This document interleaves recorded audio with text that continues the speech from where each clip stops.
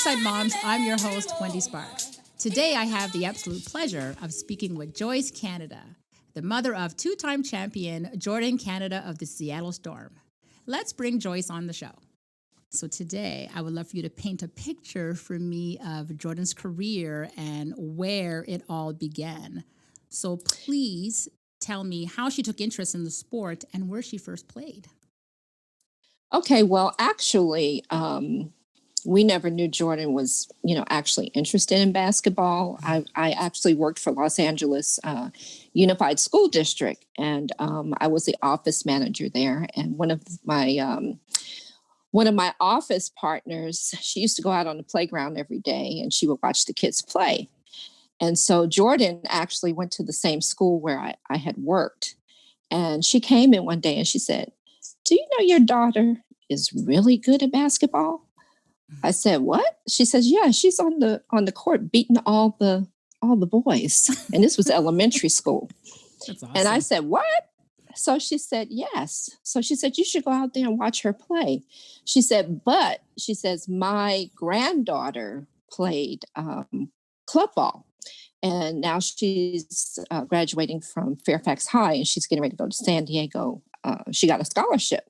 And I would like for you to call my granddaughter's club coach and take Jordin to her and, let her see, what she can do, or, I'll introduce you and, she could join the park and rec team." So I said, "Really?" So she says, "Yeah." So she said, "I really think you should do this."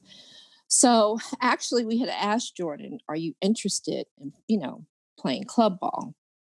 And she says, "No, I really want to run track." So I said, "Okay." So we have a neighbor that used to live downstairs. Her daughter ran for the LA Jets, Okay. which is a famous track club team in LA. It's a national team. So we took her to try out. And she actually did pretty well. She went around the track, and she was dusting everybody. And this was her first tryout. And these kids had been in the program for like a year or two. And then halfway around the court, around the track, we noticed she stopped and started walking across the field. And we were like, "Wait a minute, why did she just stop in the middle of a tryout?" And so she comes across the court, and me and my husband ran over to her. She must be hurt. She says, "I don't want to do this." And we said, "What?" She said, "I don't want to do this." And I said, "Why?" She said, "This is too hard." And we were like, "Too hard? You are beating everybody, Jordin. You're quick. You're fast." She said, "I don't want to do this." So we said, "Okay, fine." So the very next week, we asked her, "Well, do you want to go try out for basketball?" So we took her to Park and Rec, and she walks in, and there's Coach Sherry. And she looks at Jordin and she says, "Hey," she says, "I know you." And we said, "What?" She says, "Yeah." She went to a preschool called Taylor Tots. And Sherry did the photography for Taylor Tots. And unbeknownst to us, she had taken pictures of Jordin. And she says, "Yeah, you're a Taylor Tot." And we said, "Oh, wow, what a small world." So from there, she tried out for Coach Sherry. And of course, she was rough around the edges. And Coach Sherry decided to put together a national team. Okay. So she was playing park and rec for her. And the girls were actually 2 years older than Jordin. Jordin was like the youngest player on the team. And the other girls were two years older. So her first experience was, and they were losing, mind you. She put this team together. They lost every single park and rec game. And then Sherry decided to have a meeting with the parents. And she says, "Hey, you guys, do you want to become a club team?" And we looked at her and we said, "A club team?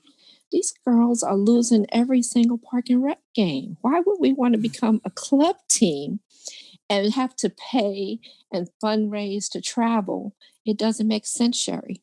So she says, "Well, you know what? I see something that you guys don't see." She says, "I know you don't see it yet, but these girls have raw talent. Right. And by the time we're finished, we're going to be a national team." So we trusted her. We said, okay, we trust you.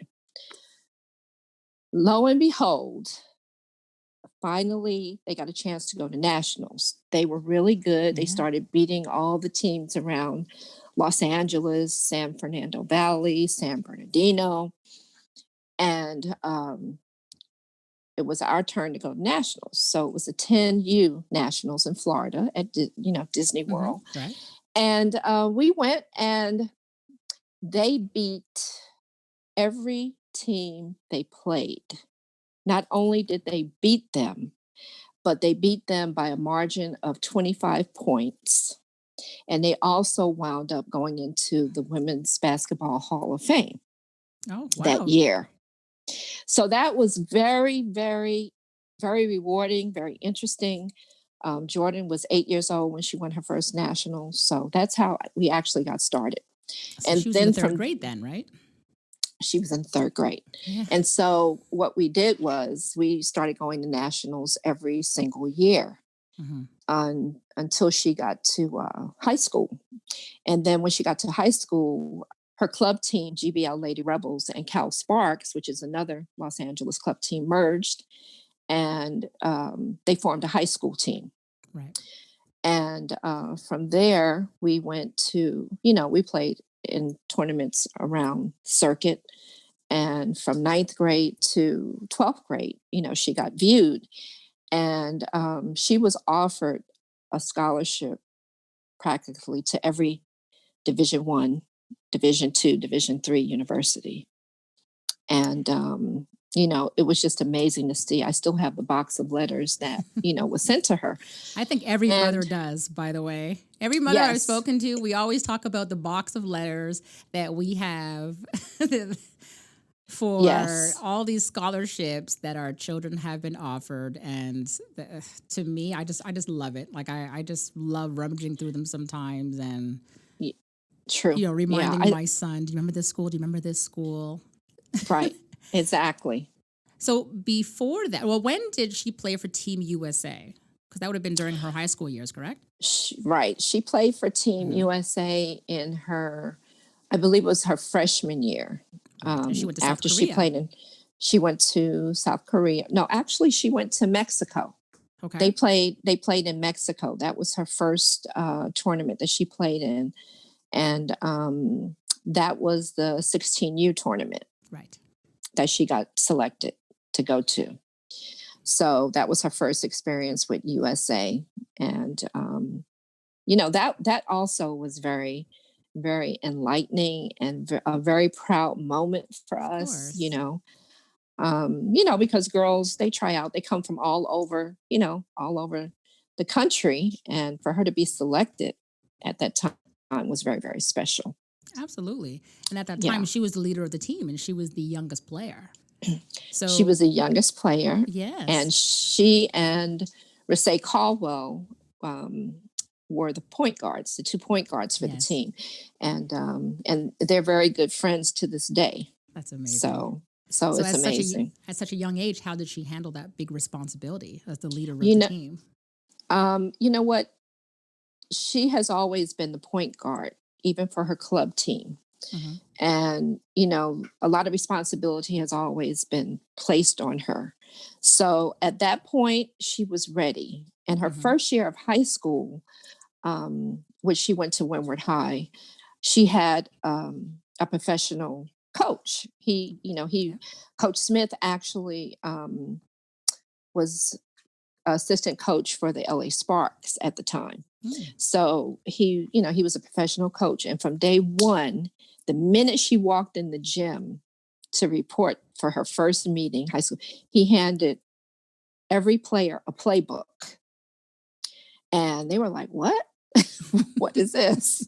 So he said, yes, this is a professional playbook. I want you guys to study this because these are the plays that we're going to be running. Okay. And so she had already pretty much was mature, and could handle responsibility. She played in a lot of big games in club ball. There was a lot of big moments where, it was 1 or 2 points and, she had to pull out the win. And so she was used to that. At that point, she had already, been used to that. And of course, she was nervous because, Oh, yeah. it was her first time, playing for USA. And she was a little nervous, but I think she did pretty well Right. for her first time out. Now, going to high school, at what point did the NCAA colleges begin approaching her?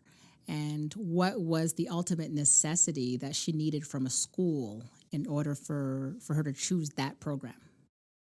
Well, actually, she had been going to a school called View Park for middle school.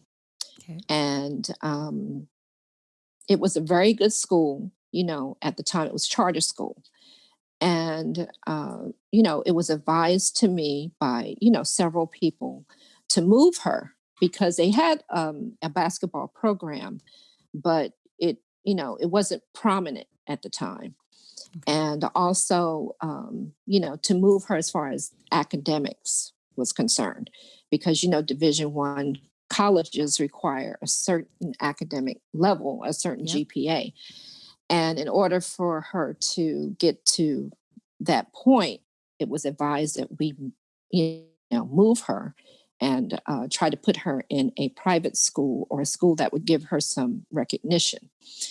Windward actually was not known for sports. Windward was actually known for their academics. Right. So it was interesting because they recruited actually 4 players from her club ball team to form this team at Windward. Oh. And luckily, all of them had GPAs that would get them into the school because we were just those type of parents. Academics came first, sports came second, because you can't get anywhere without the academics. Yep. So actually, she went to Windward and she took a look at the school. She was invited to take a tour, and by Coach Smith, because he had seen her play in a club game. And he came over to her and he said, would you be interested in taking a look at Windward? And she said, yeah, I think so. So he says, well, what's your GPA like? So she said, well, it's a 3.78. So he said, perfect. So he said, let's invite you and your parents to take a tour. So we took a tour of the school, and she fell in love with it because it's a very small private school. Okay. When she graduated, from 12th grade, there was only like 70 graduates.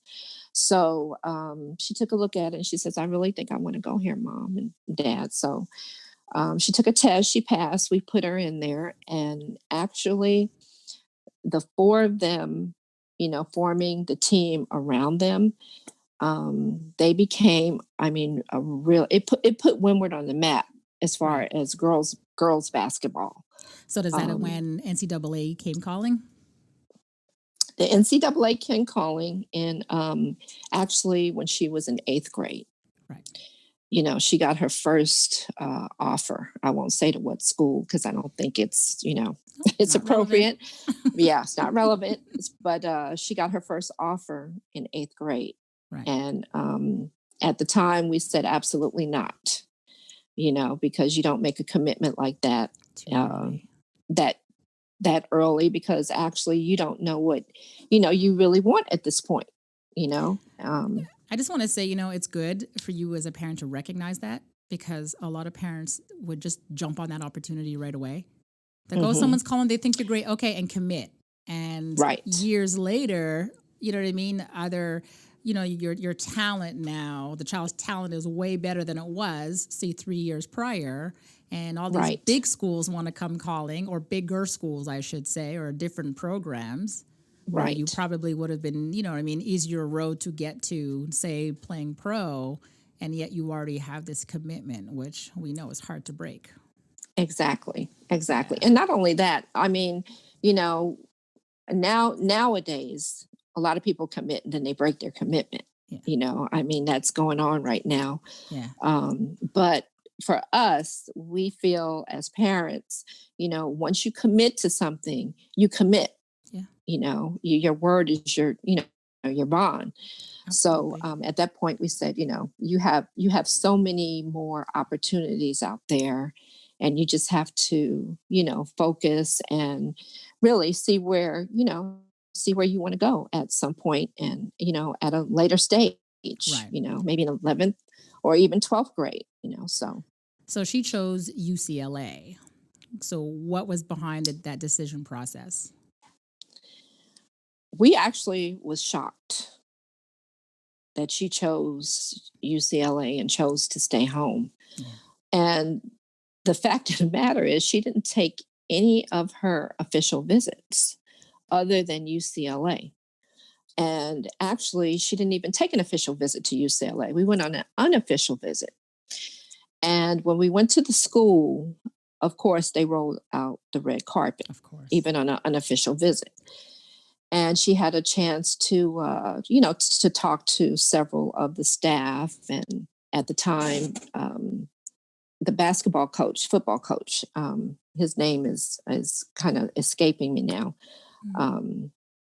But anyway, he sat down and he talked to Jordin, and he asked her, why do you want to come to UCLA? You have all of these other offers. What makes you, want to Mhm. commit? And so she says, well, you know what? I'm on an unofficial visit right now, and I'm not quite sure, whether I want to come here or not. This is just the first school I'm taking a look at. Right. And, we'll see what happens. With Coach Morrow. But anyway, so we had, talked to other schools and, asked her where she wanted to go. And we had sort of official visits lined up. But she went and played her final game in high school, and was a championship game for state. And she went, and they lost. They lost badly. And Wentworth was used to winning. They Yeah. won. They won their first state in her freshman year. But anyway, she went and they lost badly. And I think that kind of had an effect on her, because she was thinking, you know what, this is a big disappointment to me. And I have all of this support around me, to help me through this. Yeah. If I go away to some other school, or if I leave the state of California and not try to bring a championship home, to my own home local university, I don't think I want to do that. If I'm going to win a championship, it's going to be for California. Wow. So she had great So loyalty. she had great loyalty. Yeah. So we said, okay, but she still hadn't committed to UCLA, because there was other schools in Los Angeles, in Southern California, that had offered her. And then one day I was in the grocery store shopping, and she calls me on my cell phone, and I look at it, and it's her, and I picked it up. She says, Mom, I'm ready to commit.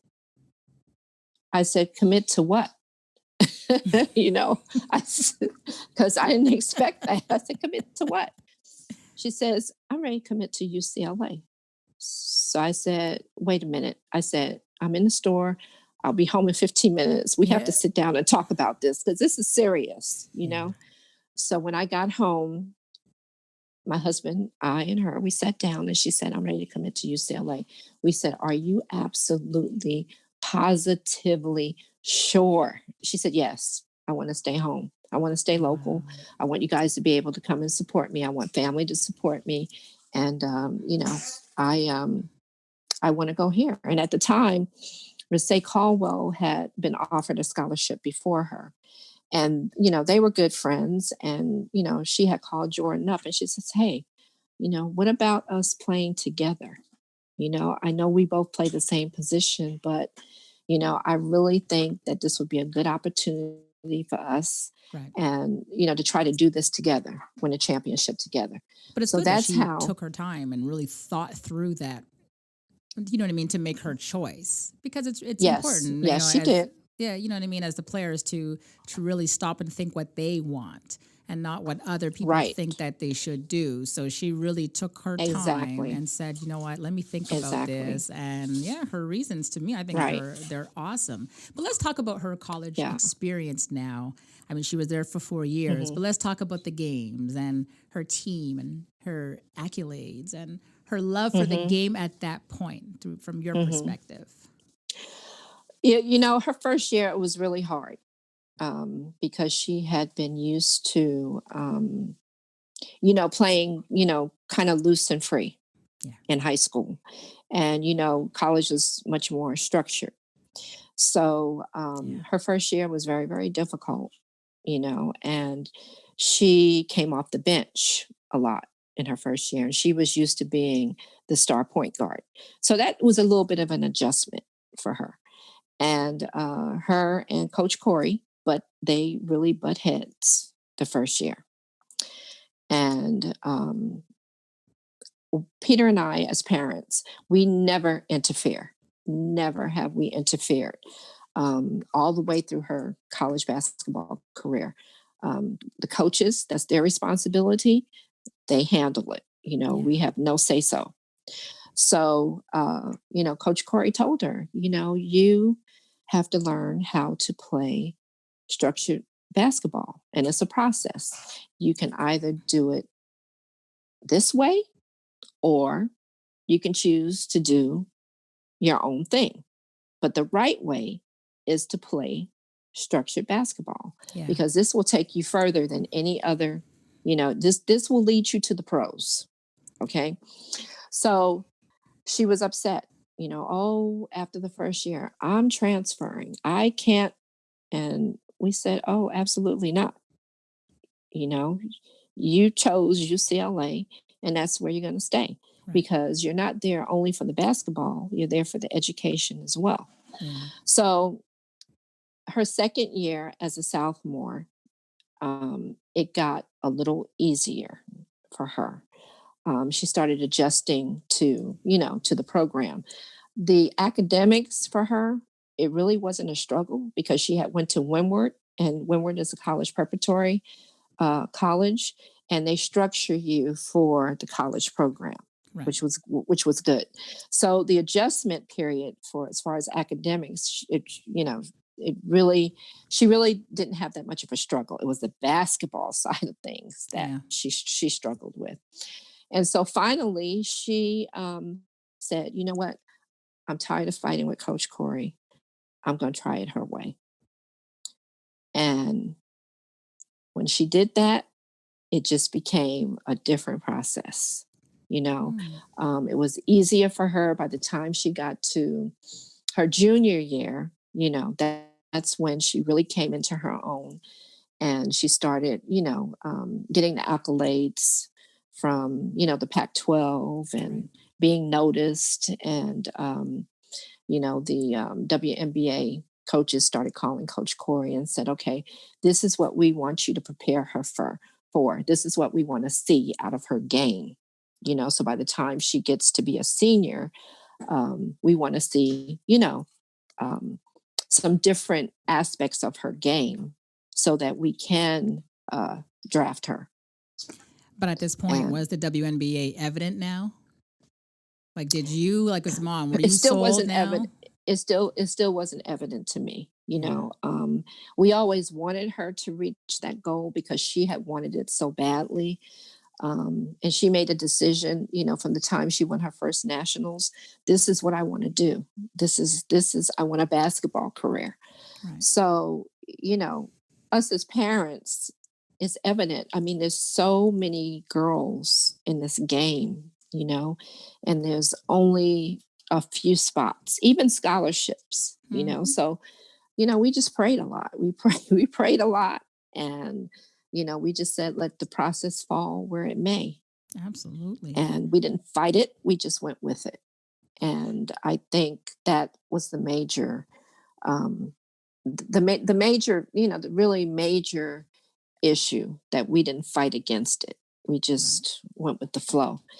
And by the time she got to be a senior, it was was evident, but we didn't know. We were still nervous because you never know what'll happen.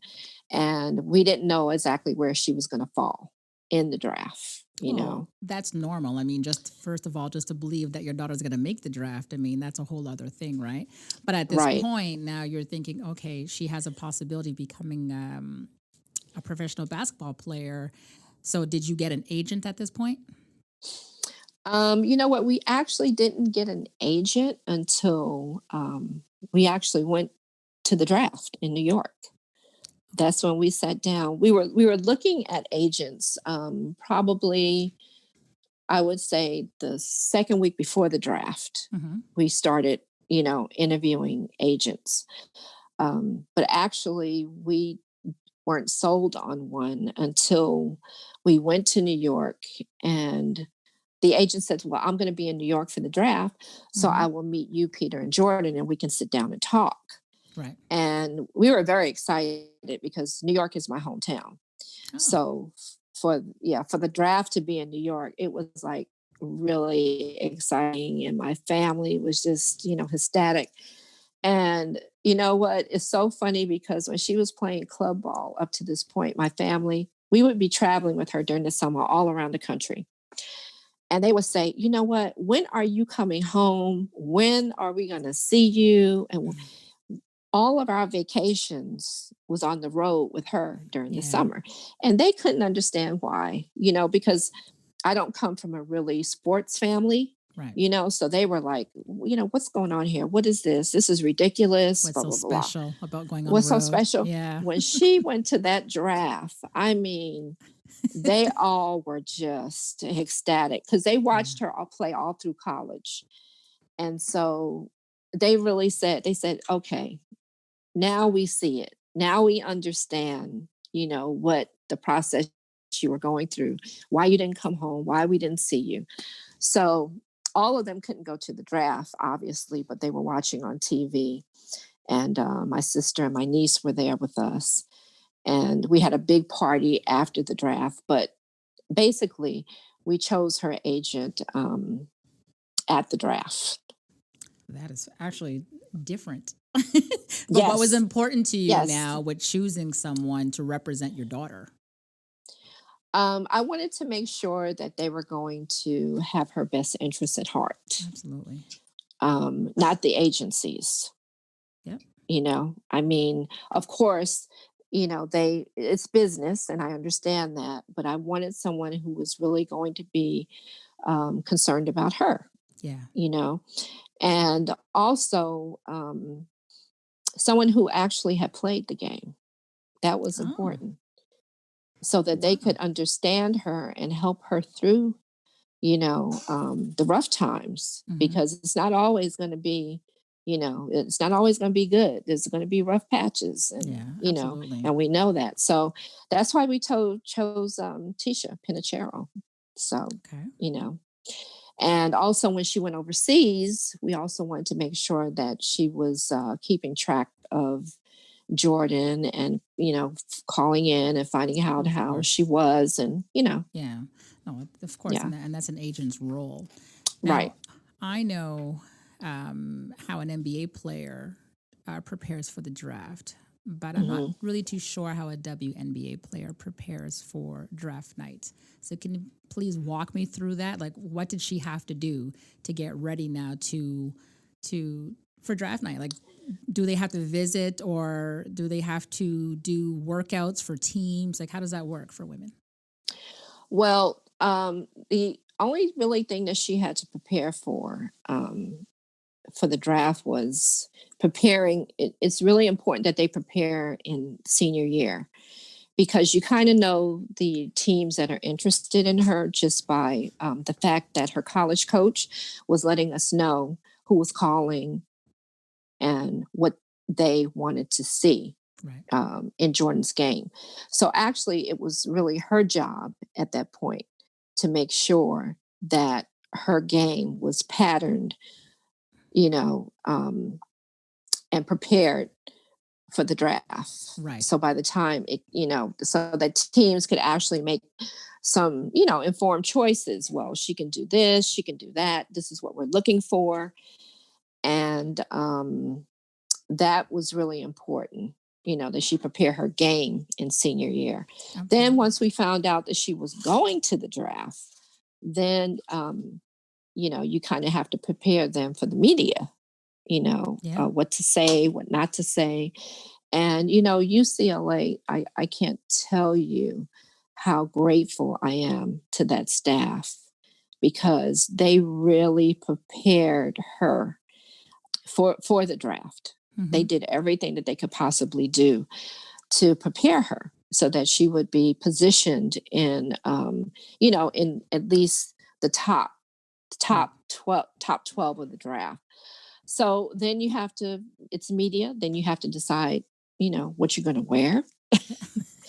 And Coach Shannon is a fashion icon. Okay, Coach Shannon at UCLA. Awesome. She dresses to the nines. So I knew that, it's kind of hard to dress your daughter because, when you go in or when you go shopping, it's always, Mom, I don't want to wear that. That even though you may think it's appropriate and it's nice, they don't want to listen. Right. So I called up Coach Shannon. I said, hey, Coach Shannon, I need your help. She says, you know what? I got you. Don't worry about it. Wow. So she actually dressed Jordin, and I mean, she looked gorgeous. She did. I seen it. She looked beautiful in her little white ensemble. That was Coach Shannon. Yes. So thanks to Coach Shannon. Yeah. So after that, after preparing her for the media, for the dress, for it's just a sit and wait. Yeah. To see where she falls. Absolutely. So what was it like for you and your family to attend this event? And then you witness your daughter go 5th to the Seattle Storm? I couldn't believe it. It's still hard to believe. When I watch her on TV playing, I'm like, wow, is this really, did this really happen? You still have to pinch yourself, and you can never take anything for granted. Absolutely. So it's just amazing. It's just amazing to see, and all the sacrifices that you make as a parent. It's worth it. It's so worth it if this is what they want. Absolutely. Well, she had mentioned that Sue Bird was her favorite WNBA player growing up. Yes. How surreal was that for her now to play with her as well as Breanna Stewart? It's really surreal, especially during, training camp.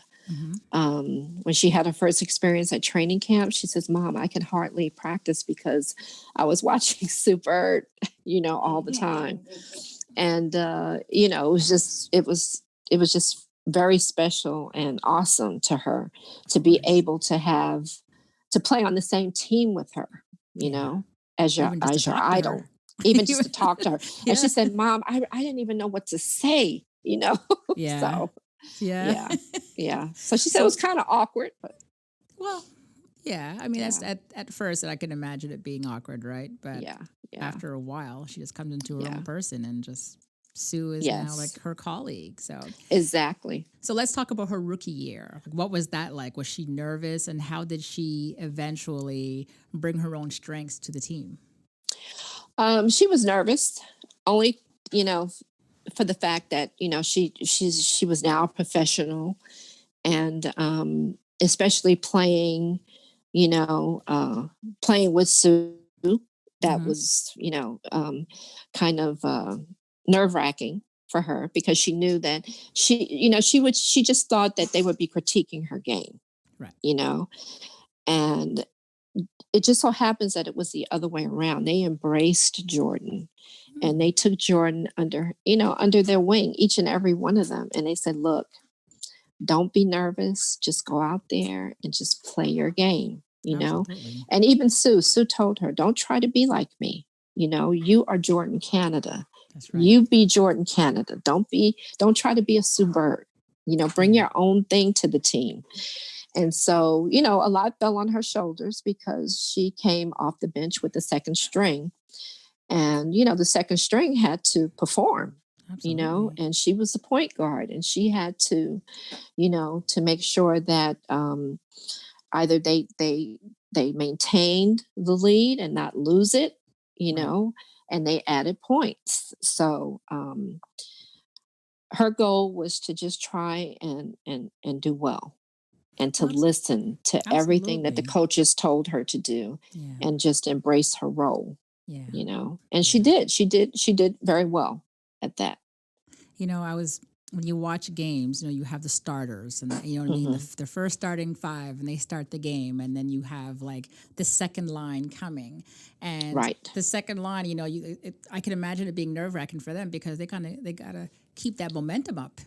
They You know what do. I mean? They do. If I don't know if the points are doing really well, the team is doing really Right. well, and the second line Right. comes, you know what I mean? So I can imagine Jordan coming on saying, "Okay, listen, I'm now Right. the lead."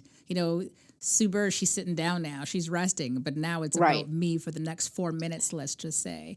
And she had Exactly. to, you know what I mean, really put herself in that role. But later Right. during the season, Sue got injured, and Jordan became the starter point guard. So what was that Exactly. like for her now to really prepare for that? She actually, the second that this was her second season when Sue didn't play at all. Yeah.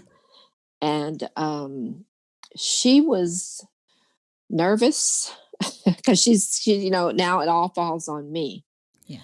But after like the first couple of games, she says, "Okay, I can do this. This is doable." Mm-hmm. And she just had confidence. And then Sue was there on the bench, practically every game, and would talk to her and would tell her what to do and to how to look at the court, how to visualize. And Jordan she really blossomed, that second season. And Well, let me go back one sec to the uh-huh, first season, because her rookie season she was a champion. So we can't ignore uh-huh. that. I mean, Yeah, that must have been yeah. amazing for her. It, Her first season in the WNBA as a rookie, and here she is singing "We Are Champions." So, yes. I mean, how And beautiful is that? the first thing, the thing I want to really point out was for Mm-hmm. the 4 years that she was at UCLA. Um, the core team, there was five of them that got drafted. They had the number one draft, the number one, not draft, the number one college recruiting class Yep. in 2018. So it was highly expected of them that they would bring a championship to UCLA. That never happened. They got close, but it never came to fruition. Right. So when she got to Seattle and won her first championship, I said, "This is what we were waiting for." Yeah. It didn't happen in college, Yes. but her first year, she is a champion Yeah. and got a championship. I mean, that doesn't happen No. normally, and for her to have a part of that, to be a part of that, it was just, I can't even describe the experience, Yeah. of her being a champion. Well, when you watch her play, what kind of impact do you feel she brings to the game? I feel like she brings a change of pace. Mm. You know, when Yeah. she comes in with the second string, I feel like she speeds the game up a little. And they never know what she's going to do as a Yeah. point guard. She never, she's a pass first point guard, which she's Mm-hmm. trying to learn to be more of a scoring point guard as well. But I feel like she sees the court really well, Right. and she's had the opportunity to sit and watch Sue play and how Sue visualizes. And that's a gem in itself. But Of I course. think her biggest impact is change of speed. Yeah. Yeah. A lot of WNBA players after their season go on to play overseas, as the Hmm. WNBA season is relatively short, with I think it's 36 games, and then they play Hmm. playoffs if they make the playoffs. Right. So Jordan left for Poland shortly after winning her first championship. Hmm. So playing overseas comes with a lot of factors, as players are usually young, they're alone, and are not familiar Yes. with the language and the culture to where they're Yes. playing. So how did Yes. Jordan adjust to living and playing there? It was hard. It was I think one of the biggest obstacles that she ever has had to overcome. Right. The language was so different, and the coaches, they hardly spoke any English. For her, it was good because Mercedes Russell, they played on the same team. Okay.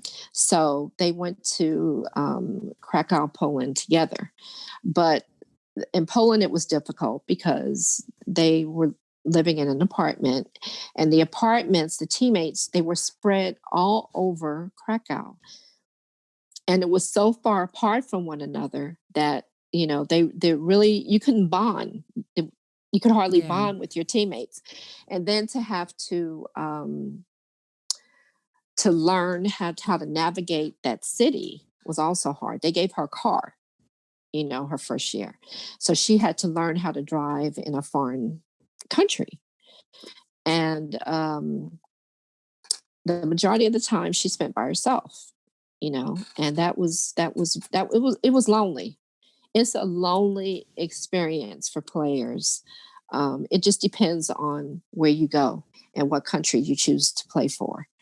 But for her first experience, it was really, really difficult. The game is so much different, the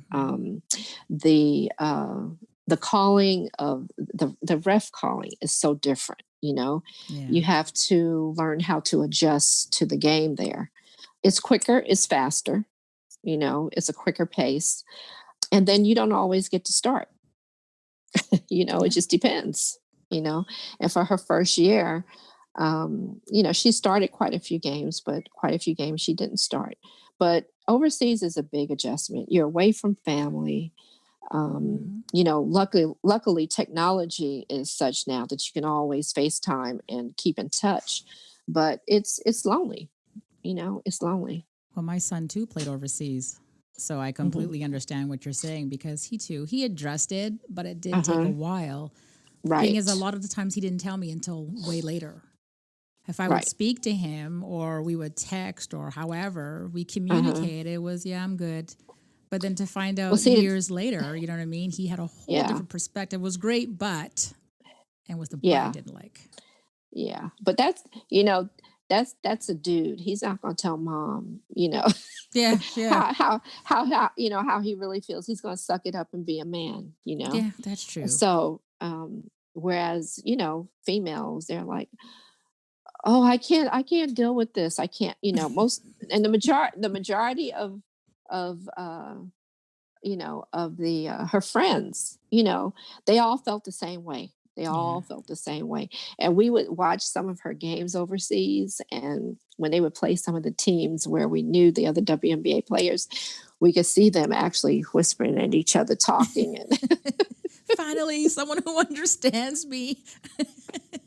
So, how do you feel she managed to find her comfort zone while playing there? She didn't. She just dealt with it. Yeah. She never found her comfort zone. Yeah. She just dealt with it, because she knew that she had to honor her contract, and she did as best she could. But the object of it is to actually go over there, and make money, but also to get better, at your game, and to work on the things that you don't normally get a chance to work on, during the WNBA season. Yeah. So, I think she accomplished that, as far as that, she accomplished that, but she came back saying, well, now I know what to expect the next time I go, which now she's playing for a team in Turkey. Right. So, yeah. Absolutely. So after Poland, she came back, she played for the Seattle Storm. Right. Again, for her second season. But for women in professional basketball, it seems like they play all year round. They do. At times, it's to make ends meet. So after her second season, she did not go overseas. Tell us why. Right. And how does she keep in shape until the 2020 season in the WNBA? Well, she decided not to go right away because she actually had knee surgery. She had to have her some cartilage in her knees cleaned up. Yeah. And it was actually the right knee, but then when she had her MRI, he noticed that there were some in the left knee as well. So he says, well, you might as well get both of them done at the same time so you won't have to worry about it. So actually, that's what she did. She decided to have that done. And she said, well, I'll just forego, and I won't, I won't do anything. So after her knees had healed and she got well enough to start practicing again, she started practicing right away. Yeah. So here in LA, she luckily has one of her club team members. Her cousin is a personal trainer, and he has his own elite sports training here called EA Sports. So she works out a lot with him during her off season. And then of course she, goes up to Windward sometime, and she works out with Vanessa Nygaard, who's an ex WNBA player and was also her coach in high school for 11th and 12th grade. So shout out to Coach Vanessa. I saw that. Yes. So she'll go up there and work out, and then she'll go to UCLA and work out with the team, right? At times. So then COVID hit, and the WNBA season came to a very late start in July. And like the NBA, the women played in the bubble. In the bubble, yeah. So let's talk about her experience in the bubble. I mean, there must have been so much going on there, mentally and spiritually. There was. And of course, because now they're just stuck. You're in this location, and it literally is a bubble. You just go in there and you don't come out, and you just play your game, go back to your room. And you don't socialize. Well, that's it. They have the testing. So how was her experience there? Jordin actually did not have a hard time in the bubble because Jordin's kind of a recluse. She stays she stays to herself a lot. So that didn't really bother her. She likes to listen to her music. She likes to get on social media. She likes to talk to her friends. The only thing that really bothered her was she couldn't work out. She couldn't go to the gym and put shots up, or work out with some of her teammates. That was the hardest part of it. But I really think that helped them win a championship, because they are really, I would say, her teammates, they're all very conservative individuals, and they all love their craft so much until they did whatever they had to do to win this championship. Absolutely. That time in the bubble probably gave them enough time to focus really on what counts and what matters. What counts, right. Yeah. And Sue and Stewie, they're such great leaders, and also Alicia Clark, they're such great leaders, and they're the epitome of professionalism until, you have great mentors. So you do as they do, know, and if you don't, then they're going to pull your coattail. Yeah. And they're going to let you know. So, well, there was so much going on during the bubble with the WNBA with their Say Her Name campaign, and just so much going on with the social injustice. So how has Jordin used her platform to talk about these issues? Well, actually, this is something, kind of new to her, the social platform issue. I mean, we've always talked about it as parents and what's going on out there, and what the concerns are. But I don't really think she focused on it until it actually happened. Yeah. And she started going through it and started experiencing it.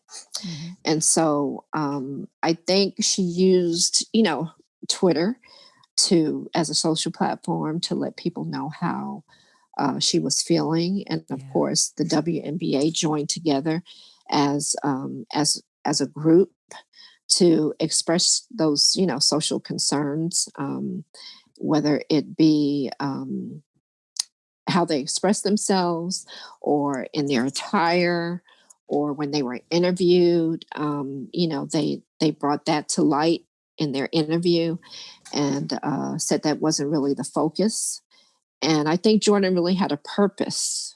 She was playing for a purpose. Mm-hmm. And I think that really helped her, and also helped bring the attention to the social injustice going on, and especially the WNBA, with that Georgia runoff. I really think that they gave a platform and an ear to that. And so many people listened until I think they really helped, Warnock and the other senator win that race. Yeah, absolutely. I really believe that. I really believe that. I mean, the campaigns that they had, and the players making sure that everybody was registered to vote, and people listened. Yeah, absolutely. I mean, myself and some parents, we formed a group. Well, I didn't form the group, but there was a group formed with a bunch of parents, NBA parents, and our platform was making sure that people were out there registering voting. To vote. Yeah, right. Yeah. I think I was on a Zoom call with you, actually. Yes, there you go. Yes. Yes. I remember now. Yes. Okay. Yes, you remember that Zoom call, and the parents were outraged, and it was like, we all have to get together and figure this out. And right. And it was such a great call, because it really opened up our eyes. You know what I mean? Right. As parents, we were like, okay, hold on a second. It was really about our kids now. Like, our kids are roaming the planet. And exactly. they're not safe. They're not safe. And I thought, for me, it was great. And they used to laugh at me, because I'm like, listen, I'll help, but I'm going to dog in the fight, because I can't vote. I'm Canadian. I can't vote, but I will do what I have to do to help everybody. You know what I mean? So there was a lot of things put together. There were a lot of moms and dads, because now it was parents, right? It wasn't just a mom's group. It was parents, as you knew, you were there. And everybody was, putting their ideas together as to what to do. And as you remember, everybody was like, okay, I'm going to go out there and make sure that the people in my area are registered, or I'm going to make sure that I vote. I vote, and make sure that I'm working at the polls. And that was, that was quite the time. That was really, because of the whole social injustice issue. Yeah. And you guys with the voting campaign, and that really enlightened me as to parents really participating in their, young adult kids' lives. For sure. And that was one of the things that I had to get used to when I came to the WNBA, because some of my, my closest friends are parents of Jordin's club team. And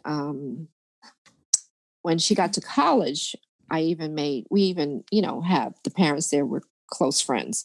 But when she got to become a professional, I was like, oh, wow, this is changing. There's, who am I going to be close to? I wasn't kind of used to that. Everybody kind of did their own thing. And, after the games, parents went their separate ways. And I wasn't, that's something that I had to adjust to. So actually, when I got on the call with you guys, I was like, wow, this really does exist. Absolutely.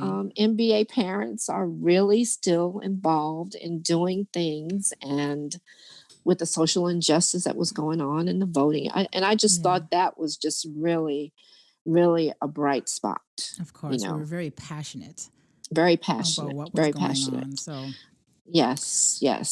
So within the bubble, October 6th, your baby became a champion for the second time. Right. Now, were you allowed to be at the game, or were you at the game then? No, right? No, we could not participate at all. And that was different, because, you want to be there. Her first year, we didn't go either, because we weren't sure if they were going to win. We weren't sure if they were going to win it. And I know that sounds bad. I know that really sounds bad. But we said, no, we'll just stay home, and we'll watch it on TV. And then when they won, we were like, oh my God, we should have been there. Yeah. But anyway, and then in the bubble, of course, we would have been there, but we couldn't go. We couldn't go. But Seattle, the city of Seattle is so passionate about their sports, their team sports. I mean, when they play, the stadium is packed. Yeah. And football, whatever sport it is, they're passionate. So, and Seattle itself, the owners, is such a great organization.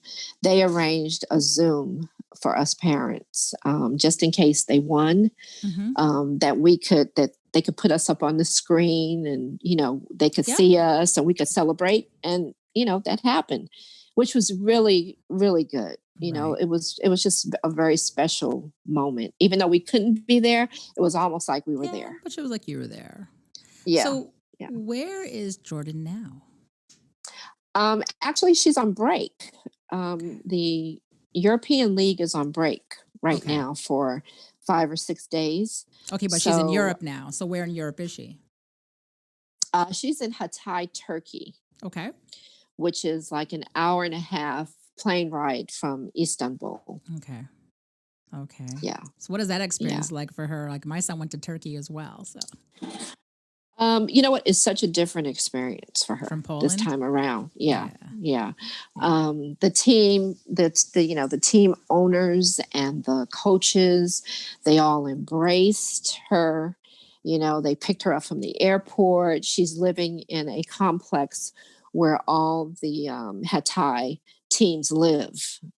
So she has an apartment within the complex. And all of her teammates are there, and then they have a common room where they all go and they eat, they watch TV, and they can kind of socialize. But now, since it's COVID again, it's social distancing. So, it's not a lot of that at all. So she's in the compound with all her players? Yeah. So it's like, and that's so cool. It's like a college dorm for adults. Cool. It's a dorm, right? It's a dorm. It's a dorm big people. For adults, right? Exactly. And so she feels more secure, whereas in Poland, she was on her own, and she was in an apartment building, and she felt less secure, and she was on the ground floor. And it's just totally different. And it's different countries, different experience. Right. What does she appreciate about her experience overseas? I think just the fact that survival. So I know it sounds strange, but it gives her a sense of accomplishment. Like, I can do this. It's doable. Especially this experience is so different. She realizes now that, it's doable. Not every place is the same. And, you're going to have different experiences. And she said, Mom, I just have to learn to embrace that. Yeah. So, yeah. So Jordin is a Jordin athlete. Yes. Let's talk about that a bit. How did that come about? That is so... it's so surreal because Jordin, like when she was little, every kid would get up and watch cartoons on Saturdays. Yep. Okay. Not Jordin. Jordin would get up and stick in it. At the time, it was VHS, the NBA classics. Okay. And this was when she was like 6 and 7. And she would sit there and study. Okay. Like you watch cartoons, like a kid watch cartoons, she would watch the classics. Yeah. And her father had bought her a set. And so she would just sit there and watch Michael Jordan. And for the longest time, until Kobe actually came around, that was her idol, her NBA idol. And to have her now, represent it, have them represent her is just amazing. I think she's just ecstatic, because this is something that she's always dreamed of. Even in high school, she wanted to be a Jordan athlete. Wow. Yeah. So actually, Eileen Hauser was her Nike rep. And, Jordin used to talk to her about being a Jordan athlete. Mm-hmm. And so Eileen actually made that happen for her, and then it became a little easier when UCLA signed with Jordan Brand. Right. So now UCLA is Jordan Brand. So, she and Russell Westbrook actually did an advertisement for UCLA becoming the Jordan Brand, which was just that just sent chills. I think I must have played that about 50 times, but don't tell anybody. Finally, she had to say, "Mom," because she would call me and she said, "What are you doing?" And either I'm usually watching one of her old games, her old Seattle games, the championship game, or I'm doing something on social media watching her. And she said, "Mom, how many times have you actually watched that?" I said, "Oh, about 50. And she just shakes her head. You are her biggest fan. I'm her biggest fan, but I think her dad is too. I think her dad is too. Love that. Yeah. Well, you are obviously a WNBA fan. So for those who are not in the know about women's basketball or the WNBA for that matter, what do you say that they're missing out by not watching? They're missing out on a lot. I mean, the skill that these women have to have in order to play the game is just phenomenal. The work that they have to put in, to be just as good, as the NBA, which a lot of them try to be. I mean, it's just a fact, and a lot of them watch the guys in the NBA play, and they pattern their games after them, and for those who have not watched, they need to just sit down and just watch a game.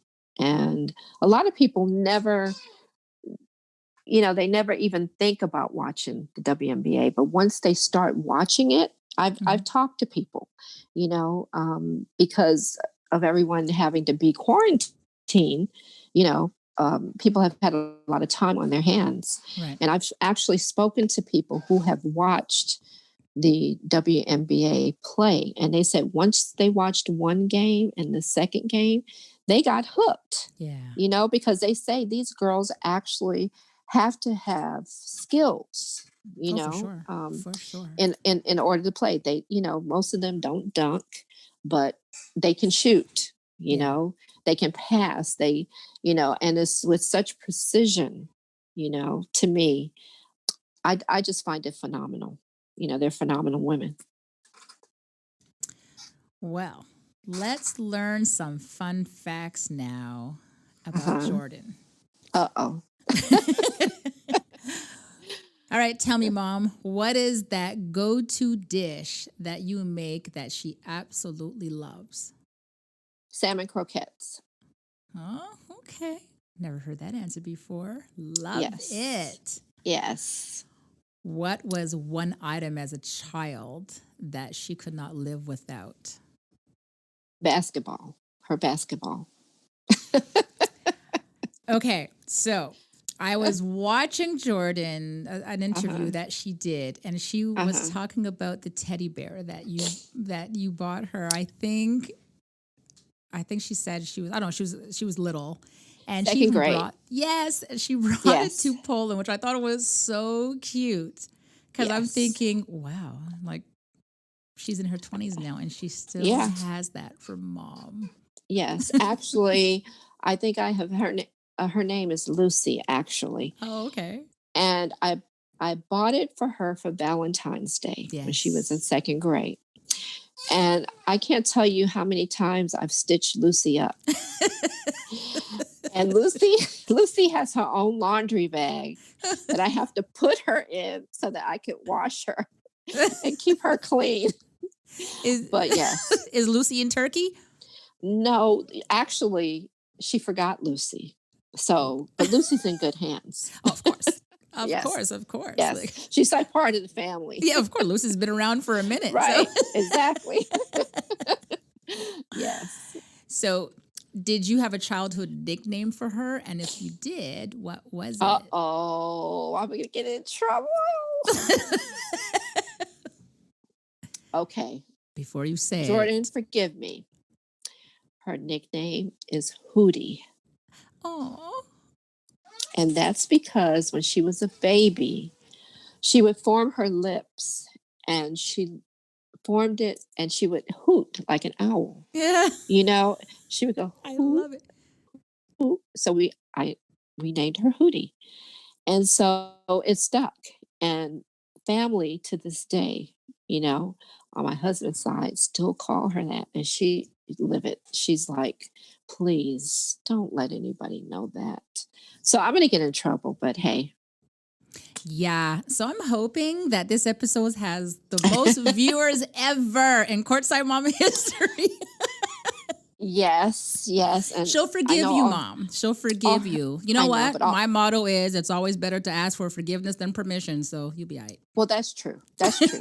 and you know what? It's endearing, right? Of course it is. It's endearing. Of It comes course from it a place of is. love. So Of course. yes. Well, I appreciate Yes. you telling us, Mom. Now we want to ask some tips and advice.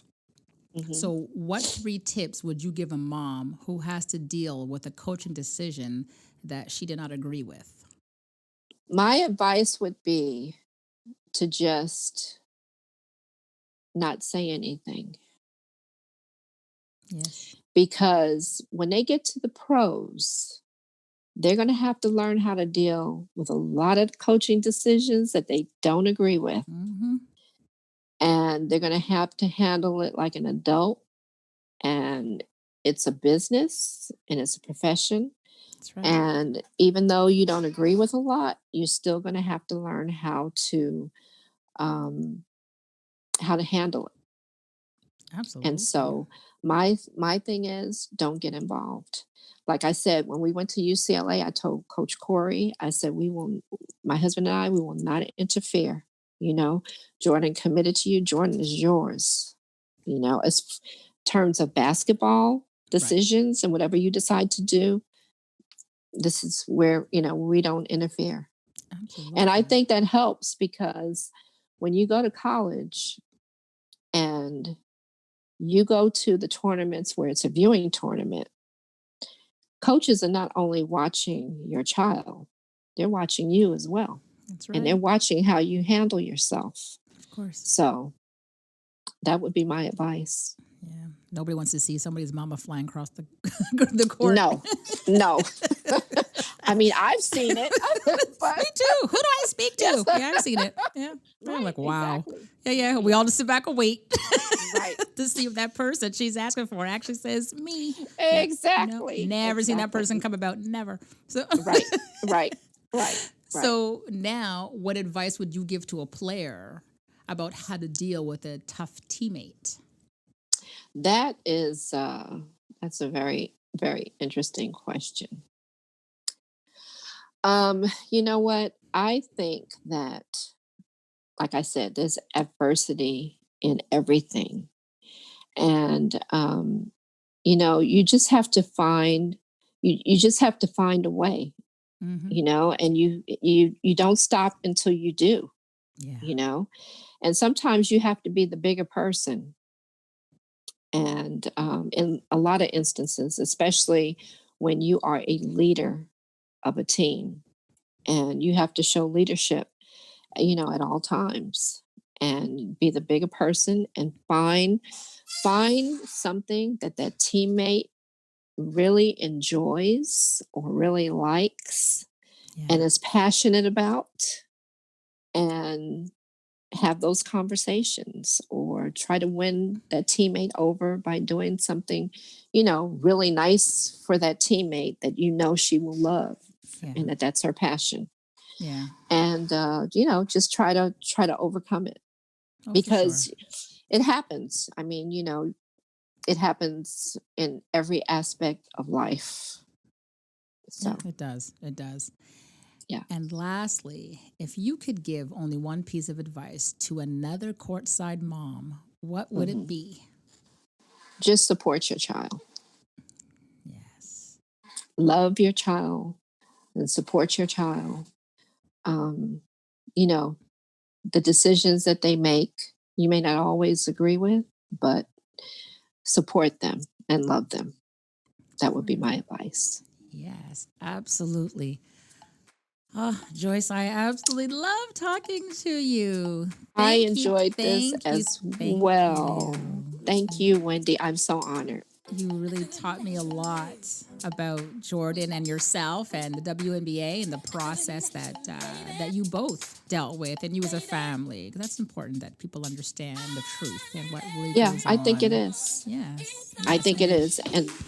And to share. That's, For sure. That's what we're about here at Courtside Moms. We just want to share, and we want everybody else to have a platform to share their stories as well. Well, thank you. I feel honored and privileged that you chose me, and it was fun. Thank you for tuning in, guys. Don't forget to follow us on social media at Courtside Moms, and make sure you subscribe to the podcast.